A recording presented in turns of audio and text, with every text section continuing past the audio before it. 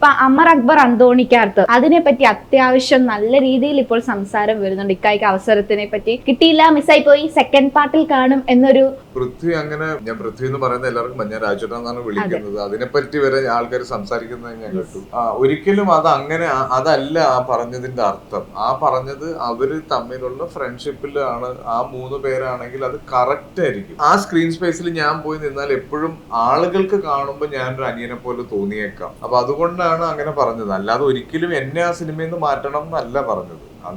അതൊക്കെ പറഞ്ഞത് നിങ്ങൾക്ക് കിട്ടിയതിന്റെ ആയിട്ടുള്ള വ്യത്യാസം. അതിൽ കൃത്യമായിട്ടുള്ള ഒരു ബിസിനസ് ഉണ്ടല്ലോ. ഇപ്പൊ ഒറ്റ വാക്കി പറഞ്ഞാൽ ക്ലാസ്മേറ്റ്സിലെ ടീം അങ്ങനെ തന്നെ എന്നുള്ളത്. അതെ, അതാണ് എന്റെ സംഭവം. അത്രേ ഉള്ളൂ. ആ സിമ്പിൾ. ബിജേട്ടനും ഞാനും എന്ന് പറയുമ്പോൾ ഈ കിട്ടുന്ന ഒരു ഫാക്ടർ ഉണ്ടല്ലോ, അതിന്റെ മുകളിലുള്ള ഒരു ടീം എന്ന് ഉദ്ദേശിച്ചിട്ടുള്ളൂ. അതൊരിക്കലും ചിലപ്പോൾ ഞാനായിരുന്നെങ്കിൽ ആ സിനിമയ്ക്ക് കിട്ടില്ല. ആ സിനിമ നമ്മൾ കാണാൻ ഫസ്റ്റ് ഡേ ഫസ്റ്റ് ഷോ നമ്മൾ കാണാൻ പോകാൻ തീരുമാനിച്ചത് തന്നെ ആ 3 പേര് കണ്ടുകൊണ്ടാണ്.